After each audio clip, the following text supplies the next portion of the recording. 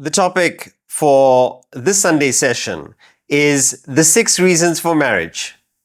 And it's an example that we're going to use about how prevalent herd instinct is. So in the previous session, we spoke about the importance of using the intellect to not allow the desires of our mind, to not allow even intuition. If you recall the last part of the previous session, we even spoke about intuition, gut instinct. These all belong to the mind. And whilst there is some relevance, there is some aspects that are important in the mind, when it comes to decision making, our intellect should always be clear. Now, what is this herd instinct? It also falls under the mind. So if we look at our diagram about the body, mind, intellect, and that's what we're doing in these sessions, is we're getting to know ourselves better. We're getting to know the anatomy of our thinking, and if we understand the way our mind and intellect works, we can better harness and optimize both equipments. Now, if you look on the mind side, and this is what we discussed last week, and we're going to be continuing our detailed study of trying to understand how the mind works. So we saw that when the mind is consumed by a strong desire, it hijacks our personality. And even if we try and use the intellect to reason and analyze, it reasons within a circle. The mind holds the intellect hostage and says, you better come up with this outcome. Give me reasons to justify, substantiate what I want to do. So we're not thinking clearly, we're not thinking freely. But also there are the emotions that do this. Intuition. Whilst there is some knowledge and expertise behind intuition, we can't act purely on the intuition alone because the context may be different. And the topic for today, herd instinct. What is herd instinct, anyone? How would you define it? Following others with not thinking about it. Okay, following others without thinking about it, yes. What else? Finding security in numbers. Finding security in numbers. So let's deep dive there. So usually when we talk about the herd, we refer to animals. We refer to a group of animals. And animals have this instinct to follow others. But human beings are not free from this instinct. And just as we have certain instincts for the survival of the species, for instance, the urge to procreate, it is an instinct that is there to ensure that the species continues. Now, so many of these instincts we have with evolution reassessed and seen, is it necessary to just go with the instinct? So if you take the instinct to have children, the instinct to have many children, yes, the instinct is there, but with assessment, with advancement of the intellect, we're able to see, is this practical? We're already 8 billion human beings, and this one species is causing so much havoc to the rest of the world. Can the planet sustain more human beings? Do we necessarily need to keep pace with the urge for procreation? And that's where we've come to assess that one could have the enjoyment aspect without necessarily increasing the population. Now, similarly with the herd instinct, why is it there? And this is both biologically wired in us, but also emotionally. And the idea of it is, earlier, to be in a group was necessary for survival. If you are alone, to stand against the elements, other animals, all sorts of weather conditions, was difficult. So being alone meant certain death. So we were wired to be social animals. And in that group was our security. But then it also became emotional. It became approval. The opposite of that is, if we were to branch out from the herd, would a person be able to survive? If a deer was to branch out from the herd, very little chance of survival. Even an elephant calf, for that matter. So it has been built in as a survival instinct. Now, whether it is necessary today is what we need to examine. And what it means to still follow the herd, because this is such a powerful factor that is moving our decisions, moving our beliefs, and so much of the herd instinct we're not even aware of. Bertrand Russell says, few are willing to brave the disapproval of their fellows. So to take that step back, and Bertrand Russell, he puts it across so beautifully. He says, to take that step back, are you okay to handle the disapproval of the fellows? Because to escape the herd is to accept isolation. So as human beings, if we are challenging the efficacy of herd instinct, the relevance of it to our personal lives and what we want to achieve, are we ready for the possible isolation that comes with, of not agreeing with our peers? You know what's another aspect more at the emotional level?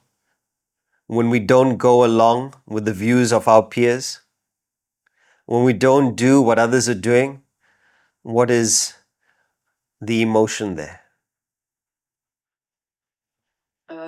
Feeling rejected. Feeling or rejected? abandoned. Yeah. Loneliness. Loneliness, rejection, abandonment. Being ostracized. Okay, we feel ostracized, not wanted. You know, we see this at play in so many aspects. We see this in social circles. We see this with the stock market. We see this with news and information. There is FOMO, a fear of missing out. If everybody else is doing it and I'm not doing it, am I missing out on something? Even though we may have been through that experience, we know the limits of it, we know the positive aspect, we know the cons of it, just the fact that everybody is going, our peer group is going, you really don't want to go. But the thought of missing out, the fear of missing out. Now, what does it require for you, instead of having FOMO, you have JOMO. Do you know JOMO?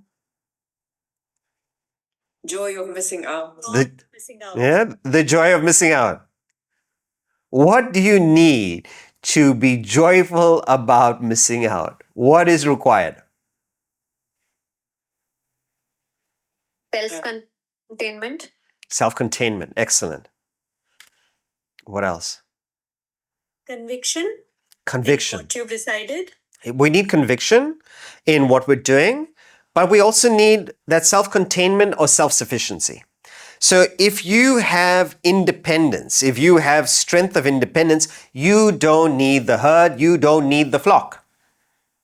It's as simple as that. And that's why we see animals that display this kind of strength. The tiger does not need packs with it. Does not need a pride. It's solitary because of its strength. But then you also have the eagle. The eagle, you do not see the eagle flying in flocks. Why? Because of its strength. And because of its strength and self-sufficiency, it doesn't need that. But let's analyze. Is the herd instinct positive? Is the herd instinct negative? So when we think about what could be the consequence of following the herd? Simply put, whatever happens to the herd will happen to you. So if you follow where the herd is going, that is going to be your fate. Because we have surrendered our independent thinking. So if we decide, and it's not really a decision because we're allowing ourselves to be influenced. One is if you consciously choose. So if you consciously choose to follow others, you're thinking about it. You're having the exercise of the intellect, analyze, reason, judge, and decide. And you say, yes, this is a good idea. People may have thought of it. They may not have thought about it, but it makes sense to me. So it's not about being a rebel or not following what others are doing. It is, are you surrendering your thinking to others, or are you independently analyzing? And you could agree, you could disagree, you could follow, you may not follow, but it is individually assessed by your intellect. Without the pressure of bowing down to peers, without the pressure of wanting approval, of pleasing others, and to be strong enough to not give in to those emotions requires an understanding of how dangerous the herd instinct can be. We see with animals, there is the migration of the wildebeest in Africa. So, those from Kenya, you may have seen it. Over 1 million wildebeest moving across the Sahara. And Geetha Paresh, if you've seen it, so you've got all this huge, massive bodies moving across the desert. And they come to a river. But the trouble is, you've got hundreds of thousands of this wildebeest moving. And the ones in the front, they come to a river that is not shallow enough that they can cross. And yet, you see those first moments. They go in, get washed down the river.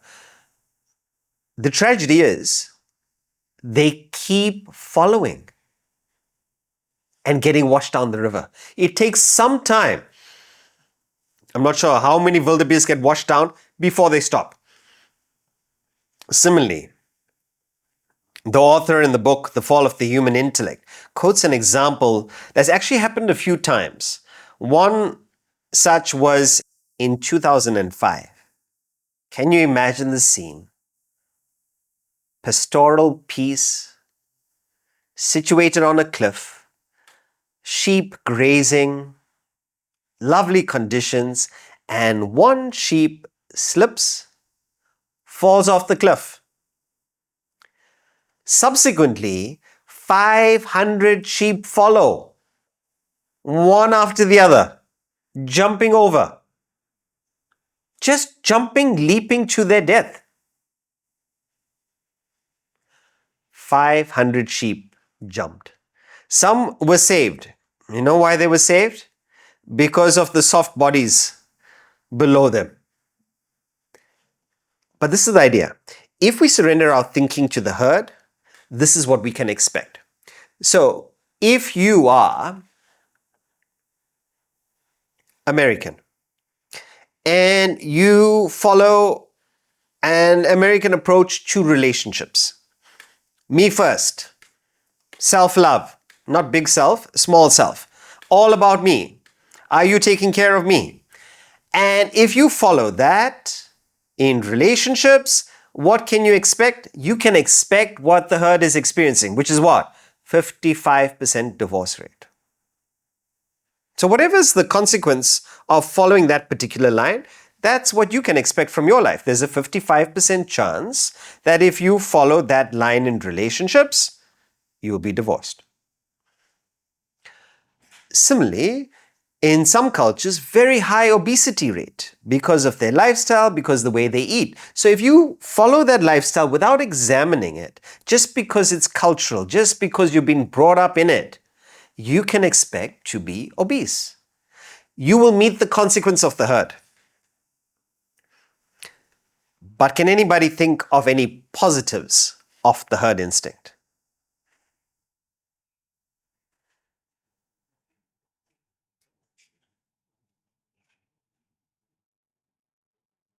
Any positives? We never associated with the positive. But it can be if you have surrounding yourself with good people, like good thinking people. It can also have effect on you. It Right. can. Exactly. Like the marathons, can we quote marathons, when everyone is running in a team? Mm-hmm. Would that be possible? Okay. Or when there's teamwork, too many ideas, so you can progress, have different creativity, innovations. Definitely. There are positives in the sense we don't have to necessarily rethink everything. And Paresh mentioned earlier, there's security in numbers. So there's some positive there. There's also some consolation in suffering. So many people are investing there. If the investment fails, all of us lose. So there's some consolation in the suffering. So there's a few positives of herd instinct that we don't have to reinvent everything. The second aspect, you've got crowd management, crowd control, people moving with the crowd. And if there is a good director, if there is a good leader, yes, you're surrendering your thinking to that leader, but it's helpful. You don't have to think about it. So many leaders would prefer people not to think. So much easier to lead. But I would argue against that. And yes, most of the world is not actively using the intellect. And that's perhaps why we are where we are. But if a leader, by presenting the information, the thinking behind their policies, their decisions, their ideas, and can convince the people about why they're doing what they're doing, you will get far better cooperation than blind mob mentality. There's one such text that we study.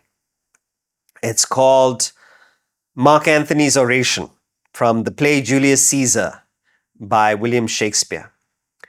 And in that, a group get together and they assassinate the very popular army chief, the commander who is primed to be the emperor, Julius Caesar.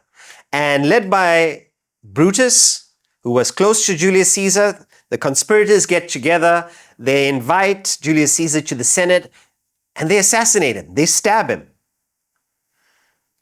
But they do it in the absence of his friend Mark Antony. And naturally, the crowd, because Julius Caesar was a favorite, he was loved by all, Brutus comes out and he gives a rousing speech where he portrays it that this killing of Julius Caesar was for the country, was for Rome. And his famous line, not that I loved Caesar less, but I loved Rome more. And the whole mob says, what a man. He gave up his friendship for Caesar, for us. And Mark Antony treads very carefully. And he requests permission of Brutus and the conspirators to speak at Caesar's funeral, to say a few words about his friend.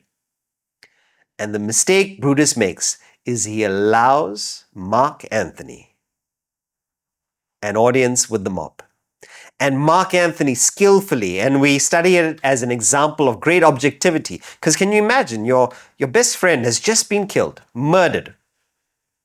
The emotions that you're going through, to keep those emotions aside and to understand the audience that's in front of you and how to objectively use emotion of the audience and yourself, to use that emotion to move the mob in a different direction.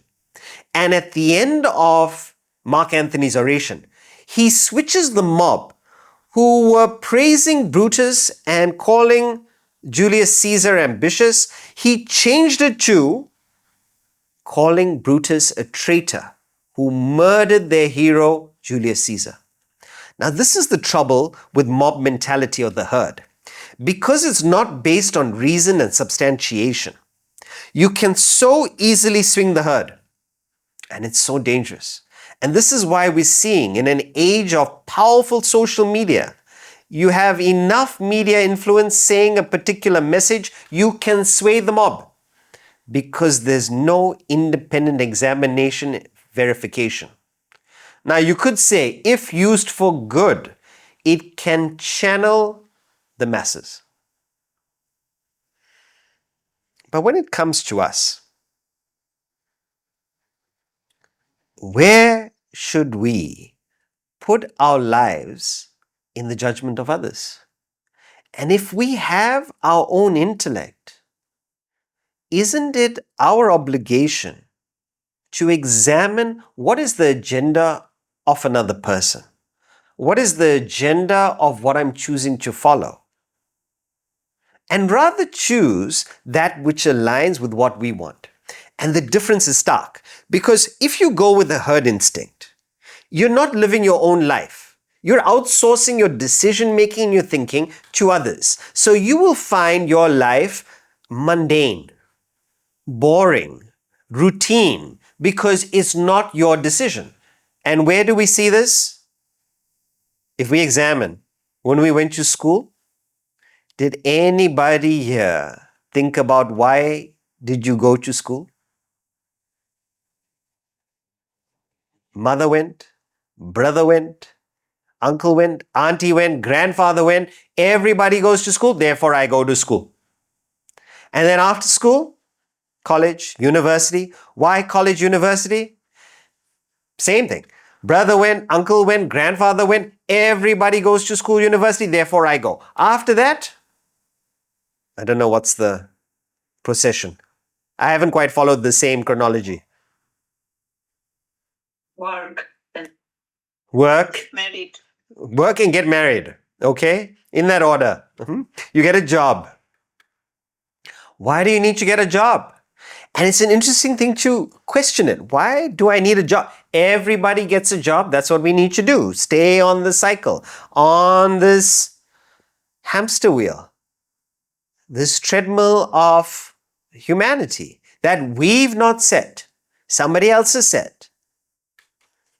Not that I'm encouraging unemployment, but there's a group of us that have chosen not to take a job. Freelancing, doing service. And nothing wrong with a job, nothing wrong with university, nothing wrong with school. After job, get married. Why do you get married? Everybody gets married. And you can see, especially in some countries, when a person is approaching 30, it's as if there's an expiry date. If I don't get married by 30, what will happen? I asked them, what will happen? You know what will happen? For sure, you will turn 31. Nothing will happen, but they feel that their market value, they feel that their desirability, eligibility is going to decrease as soon as they move into the 30s.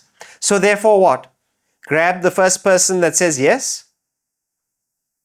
And this is why we've decided to analyze marriage as such an example of herd instinct. Because nothing wrong with marriage, nothing wrong with having children, and the whole line that we've explained, which is school, university, job, marriage, children, retirement, aches and pains, die.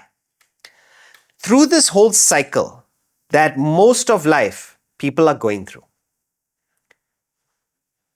at any point, have we questioned before getting into university, before getting into marriage?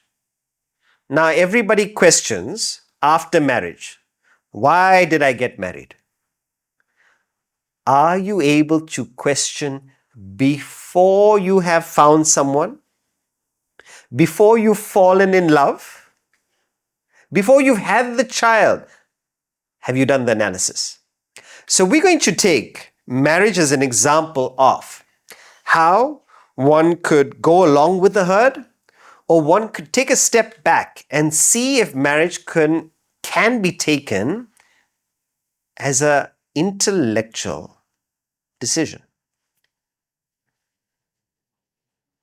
Marriage. For those of you who are already married, okay, the analysis may have been done, or the lack of analysis may have also happened. Let us think back. What were our driving factors? Was it age? Was it family pressure? Was it peer pressure? Was it your own? Perhaps you met somebody in university. You kept going to classes and you meet each other on campus. Hi. Hi. Coffee? Coffee. Dinner? Dinner. Dinner becomes breakfast, and breakfast becomes an extended amount of time. We're dating, and then we feel that the next stage is marriage. What's the trouble here? Because this is pretty much the progression of most relationships. What's the trouble in this scenario?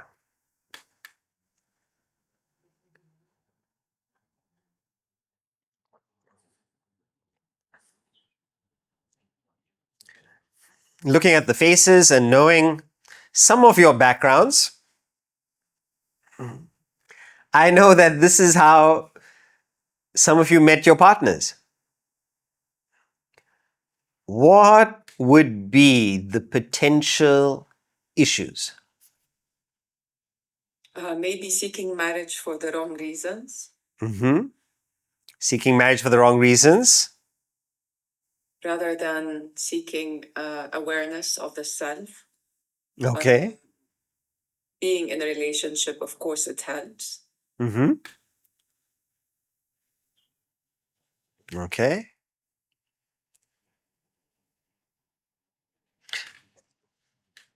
Why this is an important topic is it is such a powerful societal convention, marriage. And we're not questioning it. And when we look at this idea of marriage, it does not seem to be in a positive trend in the world. We find the number of troubling relationships, the disharmony amongst couples, the divorce rate, we find it on the rise. People are battling to relate with each other. And when we talk about marriage, it's unique because you're choosing a partner for life. That's the idea of it. Then why so much disharmony? Why so much breakup? And yet there's no analysis about it. Or there's no analysis that is taking into account what are the principles that are causing the breakdown in the relationship. And perhaps the starting point could have been on what basis was the relationship decided. And if more time was spent on finding out what are the reasons for marriage, so much of strain, heartache, and headache can be avoided. So one aspect is when you're in it, and no doubt Vedanta can give so many guidelines and principles and understanding of others and ourselves to make a relationship work. But we don't necessarily need to choose challenges and strain and stress in our lives. We can, from the outset, choose something that is easier, that complements our life. But that requires a step back from this rush into marriage to turn the lens the other way around and look at ourselves. And what would be the question to ask?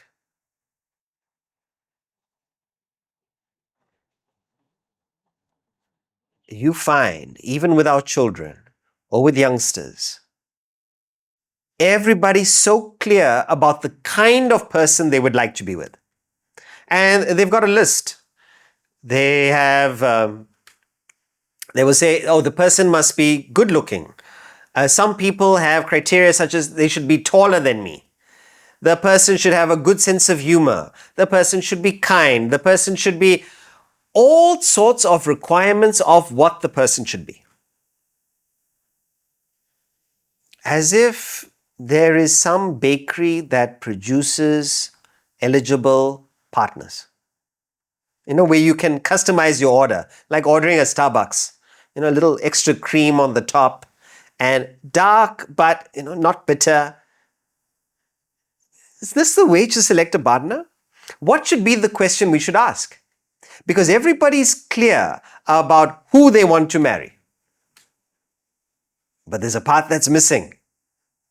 And what we've done in dating somebody is we got into a relationship and we've enjoyed the companionship of that particular person, and it feels like the next evolution in the relationship is marriage. Not necessarily so. There is something that is missing from the outset. And what is that?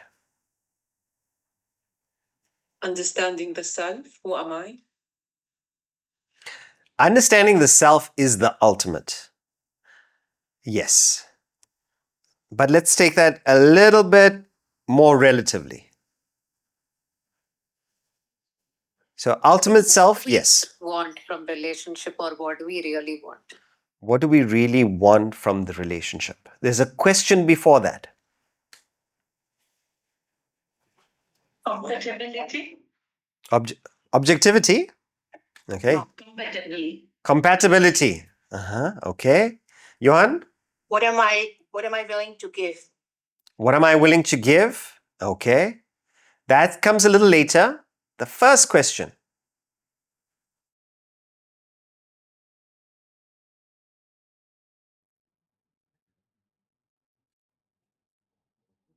Am I ready for marriage?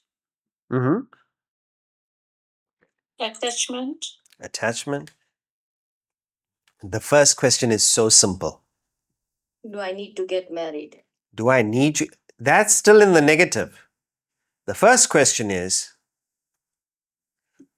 what do I want from life? What do I want from life? Can you envisage the life that you want? And if you're not clear about that, how do you start adding things on that may complicate life, that may make life easier? But unless you're clear about the life that you want, how do you bring on another person into it? So the first thing is, if we're thinking objectively, now we're not going with the herd instinct here, we're taking a step back and we can apply this logic and this thinking to every decision. But marriage is a great one because nobody's applying themselves.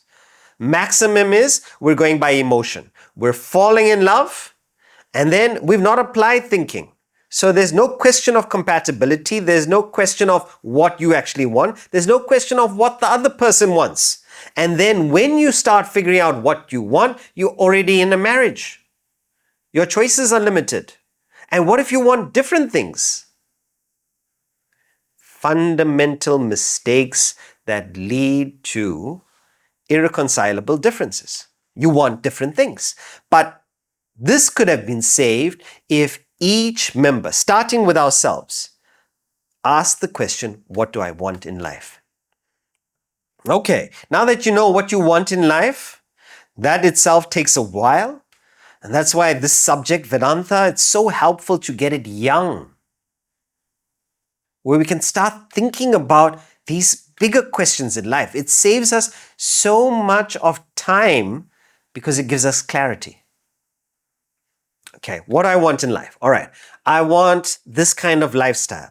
I want this kind of career, this kind of work?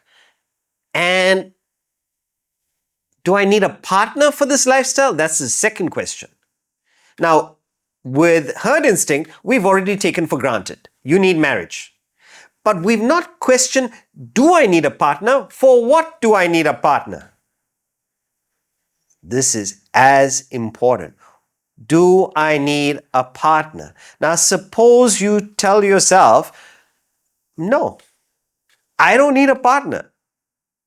Right there, you can end the analysis for marriage.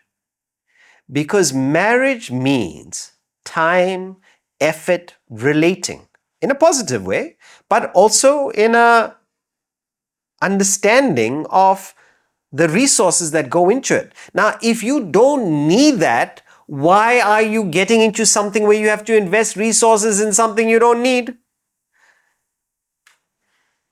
And this is the whole idea of the importance of it. Suppose you say, yes, I need a partner. What is the next question? Logic and clarity in thinking is such a beautiful thing because it removes the gray. It makes it clear about what you want. What's the next question? Yes, I need a partner.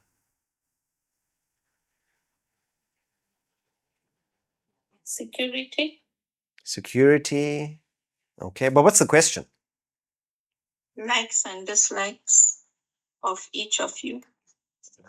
Okay. Do I need to get married to have a partner? Oh, okay, we're thinking out of the box. Do I need to get married to have a partner? May not be. If we're thinking life partner, it's synonymous with marriage. Do we actually need the contract of it? Not necessary. But let's say we're choosing a life partner. What do I need from this partner? Excellent. What do I expect? For what do I need a partner? And so, Companionship, love. well, that's the analysis now, right? The question is, why do I need a partner? Why do I need to get married? And the author in the book, The Fall of the Human Intellect, details 6 reasons to consider why a person might explore marriage. And it's put in hierarchy of needs. And you can decide because some of the reasons may not be so strong. Some of the reasons are very strong. Perhaps you're free of all reasons and such a person would not need marriage in that case. But it's a fascinating study. And let's see, compare. What I was thinking was, for those of you who got married maybe some years ago, decades ago, what was your thinking? Was it anything like this? But also for those of you who are considering marriage, what has been your analysis so far? And let's look at the analysis coming up. The 6 reasons for marriage are progeny. Progeny means children. I want my own mini me. How wonderful it would be to have mini Debbies running around the world. Mini Smithas just running around the world. And it is this idea of legacy, of passing it on. You want to keep your name going. You want it's actually a form of wanting to be immortal. It gets passed on. As if through them we can live. It doesn't actually make sense, but the idea of it is this: children. So marriage would be useful because you need a partner, not only to take care of the children together, co-parent, but also to have. We need a partner to produce a child. Now, of course, there are all modern interventions where this is not necessary. So people are choosing to parent and bring a child into this world by themselves. So it may not be that, but this is a strong factor for considering marriage. The second is an interesting one, psychological. It's possessiveness. To have my own person, where you can say this person belongs to me. It is such a powerful idea. My wife, my husband, and just the thought of it entertains a person. It gives that person such a kick that a person belongs to you. But the other side of it is, if you're choosing possessiveness, is the other person okay to be possessed? Is the other person okay to claim to be owned? Now, if the possessiveness is very strong, it becomes suffocating. But some people enjoy also the care, the attention that possessiveness comes with. So you've got to see possessiveness. The next one is companionship. And this is a popular one. In a world where we're finding, because of device distraction, because of people being more and more self-absorbed, selfish, there is a lot of loneliness. So companionship would be looking someone to share your day with, looking someone to share your struggles with, your life goals with. And companionship is a powerful one because it's something that you're looking at investing and reaping the benefits of that as you age, as you go through life's experiences. So companionship, someone to talk to. All right, so we've covered 3 reasons so far. The fourth one is sex, intimacy. To have a physical relation, not just physical, it involves all the senses, but there's a deep emotional connect, perhaps even intellectual, and from that, this expression. But sex by itself, this urge, do you need a partner for? Yes, you need a partner for that urge, but do you need to marry the person? Now, some might say, if we analyze the amount of time it takes to meet someone, to let them into your space, and I have other aspects, other reasons for marriage, it doesn't make sense to be single. I want somebody that I can enjoy this experience with, where I don't have to go out all the time, entertain, pamper, spend. I want something that I can build with. So we have to analyze also what is the amount of physical requirement needed. So for instance, people fall into different categories of frequency of the urge, of the need.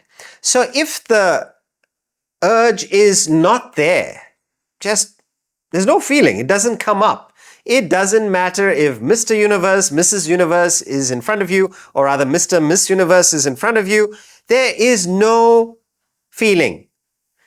This is impotent. But this desire for sex is a natural urge. It's there like hunger. So it comes up regularly because it's in us. But suppose it's not there, you don't need sex as a reason for marriage. Then you have passive. Now, passive is a stage where the urge doesn't come by itself, but when provoked, you see a beautiful person, you have contact with that person, then it's provoked. So that's passive. And active is by itself, just as hunger, it comes up by itself. Promiscuous is the other extreme, where impotent, there is no urge. Promiscuous is, this urge is out of control. And for this kind of person, it would require many partners to satisfy that requirement in them. So for somebody looking for conventional marriage, where with a single partner, and looking for sex, if they are on the promiscuous side, not a good fit because of the complications that will come in that relationship. in terms of multiple partners, in letting multiple partners into your relationship, there would be complications. In the same vein, an impotent person doesn't need sex for marriage. But those on the side of the more active side of passive, they get provoked easily, or active where it comes up regularly, they could consider sex as a reason for marriage. So now we've covered 4 reasons, and we've got 2 more reasons to go. And remember, this list is not exhaustive, but it's one way of practicing analysis of how we can approach any decision. And 2 other practical aspects where marriage can help is, the next one is protection. The fact that you are married, perhaps, and I say because society is changing so much, the fact that you are married at least puts the thought off in others. Let me not pursue this person, they're married. So the idea that they're wearing a wedding ring, or in India, you've got the Mangal Sutra, it's your protection. In fact, if you're wearing this kind of sign, depending on the culture, you're treated differently. You're not single. You're not available. So just that, the way a person may look at you, the way a person may approach you, their behavior changes. So for somebody who's just not wanting to be pestered, the fact that you're married, the fact that you're with somebody, even just claiming to be with someone, just removes others from approaching you. So it could be a protection factor. And this could be physical as well. So somebody who is there not only to protect you from advances, but also in terms of there's another person there. You're not targeted because you're alone. And the last one is security. And security could be financial. It could also be physical. So financial security, you've got another person's finances or their contribution to the finances to back you in case of lean times, difficult times. One more person to contribute to the household. But the other aspect is even health-wise. Aging is not easy. Being alone is not easy. And when you think of when there is an illness, and that can happen at any time, any age, who is the person that will be by your side? This is security.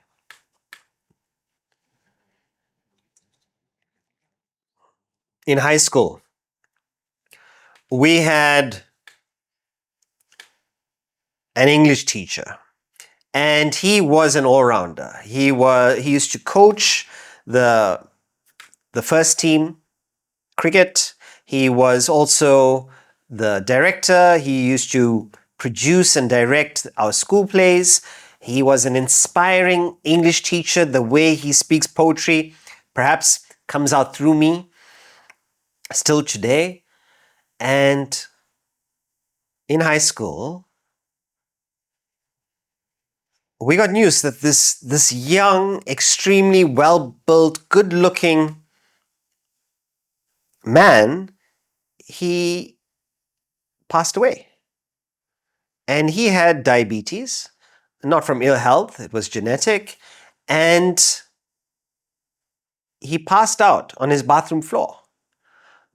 But because he was living alone, there was nobody there to attend to him. There was no one there to check on him. And unfortunately, it happened on the weekend. So we would have noticed if it was a weekday because he would not be there at school. And when somebody did go and check on Monday evening, they found him. And just the thought that if there was a partner, if there was someone in his life, such a wonderful human being would be there. And this is security. Now, if you think about it, and this is where you got to look at the different reasons. Do you really need a partner for security? No, you could have staff. Do you really need for finance? You might say, look, I'm going to manage my finances in such a way I don't need to depend on another person. Do I need it for sex?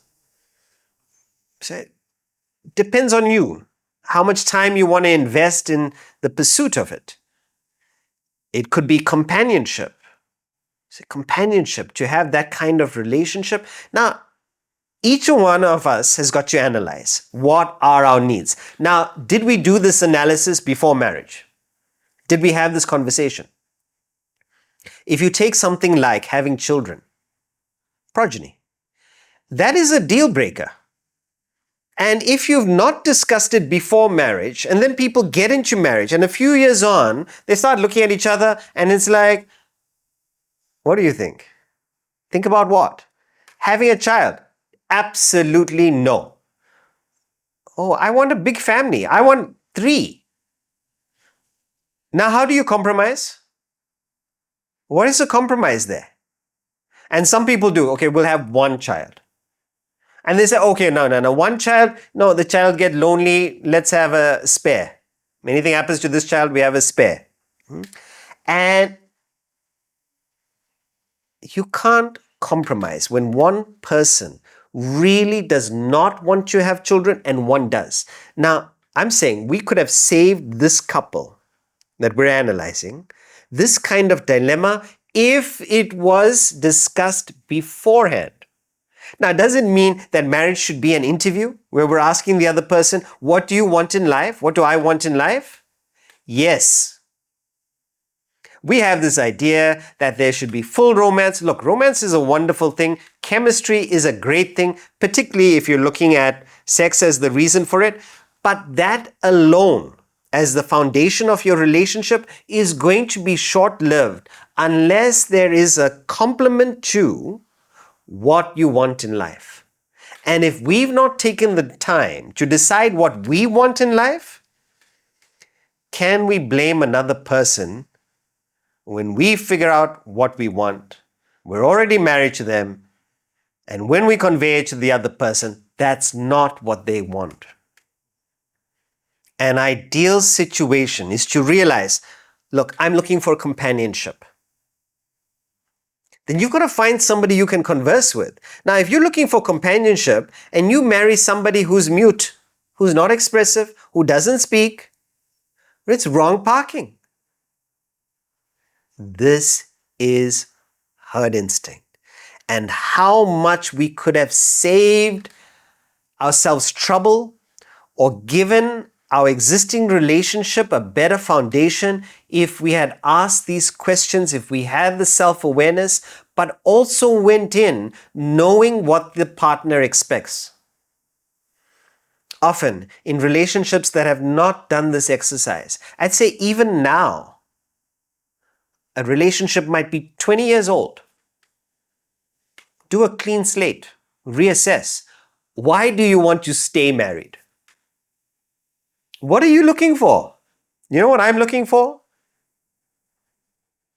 Because it's important to discuss this going forward. But what we do is we just follow the herd. And what a couple could experience and get out of marriage, they're not getting its full value because of the lack of clarity. There's a word in Sanskrit. It's called mahat. And literally, mahat means great or vast. But in context, it can also mean environmental influence. And mahat is that influence that comes from your environment of people, your environment of the country that you're in, the environment of the culture. And this is where herd instinct falls under. Now, you can have a negative herd instinct, and we call that dusang. So you're in company that is not thinking. So it's relating to people badly, no family values. So you call it harmful company. And in the ultimate sense, dus or harm or bad means it's taking you away from happiness, taking you away from self-realization, taking you away from growing as an individual. Sang means company. All right, so it's harmful company. But the other side of it is satsang. So you're choosing a mahat, an environmental influence that is positive. You're choosing company of those who support your growth, your truth, your evolution. And this is what we can start designing. We can start designing our environmental influence by one, choosing a partner that's in the same direction, is also looking for evolution, is looking to help you evolve as well as you helping them evolve. But also the environment around, the kind of music that you listen to, the kind of country that you're in, the values that you entertain, the community around you. This, I would say, is a form of satsang. Look, 60 of us getting together every week, discussing. We've got hundreds others who are listening on Spotify and YouTube. It's creating yourself with good information, good vibrations that support your truth. But here's the thing. You're choosing it. We understand, and this is the power of self-awareness, the power of understanding our own mind. The mind is susceptible to influence. And it will continue being susceptible to influence. So we understand this about the mind. Until we build the intellect to become so strong that it is insulated from the influence, in fact, it works the other way around. You influence the environment you're in. So remember this. The mind is always susceptible to external influence. Until the intellect becomes strong enough to insulate and even influence the world. You're not affected by the world. Nothing in the world stresses you out. No people in the world can upset you, can agitate you. In fact, you bring joy to the world. But there is a large interim period. And in that interim period, before our intellect becomes so strong that it can manage the external influences, let's try and choose the best herd. Let's try and choose the most positive tribe. Because this mind, it gets influenced. With self-awareness, we can be on guard for the influence. And when we find ourselves being influenced or being suggested by this powerful influence, we can, as we did last week, we can keep that influence aside. There is this pressure to get married by my parents, by society. Hang on. Let me keep it aside and let me individually assess if this works for me. Now I'm saying marriage is one example. We have hundreds of beliefs, customs, ideas, expectations that we've just accepted. Why? Herd instinct. Why do you eat the way you eat? Often people will ask me, Sudhakar, why are you vegan? Why? Why are they asking that? Because it's not conventional. And the question I ask them surprises them. Because I ask them, why are you not? Because the basis on which you've decided not being vegan is normal has just been because of following the cultural herd that you're in. Have you independently examined it and then chosen? That's a different story. So if you've got reasons behind the choice, then you've chosen. You've chosen from a point of information, a point of objectivity. But if you've done it just because the previous generation does it or has done it, those around you are doing it, that's not a reason. And that's why you fluctuate. There's no conviction in what you're doing. There's a quote from Eric Fromm. He says, most people are not really free. He's a German psychologist, philosopher. He says most people are not really free. They live in constant fear of breaking the mold because they have lost the ability to be alone with themselves and think independently. Now, we're not saying reject the herd. We may not be ready for it. We're saying examine the beliefs that we've picked up. Examine the expectations that society has imposed on us. What kind of wife you should be, what kind of husband you should be, what kind of sister-in-law, what kind of child, what kind of parent you should be. Examine it for yourself and decide the other way around. What kind of partner you want to be. What kind of parent you want to be. What kind of child you want to be. And see the difference. Also, let us examine the expectations we put on the world and we put on others. Because perhaps those are also us being conditioned by the herd. So we expect things that perhaps we should not expect because of our cultural upbringing. We expect the partner should do this, should do that. Has there been a conversation? No, but this is how my parents did it. So, but this is how I was brought up. Therefore,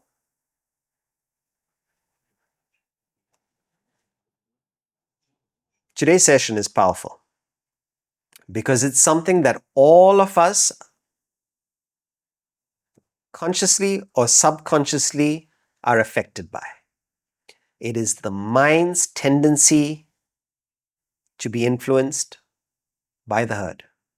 It's there. What can we do about it?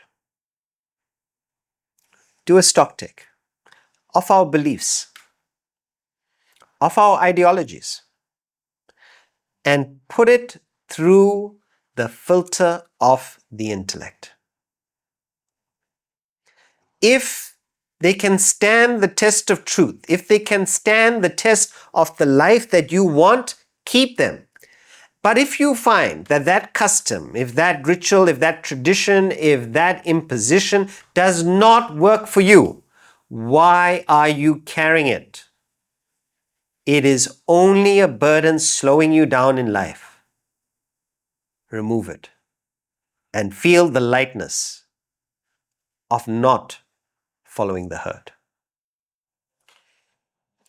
Thank you, everybody. This is actually a very short section in the book. I thought we'll get through it very quickly. So apologies for no time for question and answers, but keep it in mind, I will definitely leave some time in the next session. So any questions that you have, you're welcome to bring them up in the next session or post them in the group or to Vedantans. Thank you, everyone. We'll meet next week.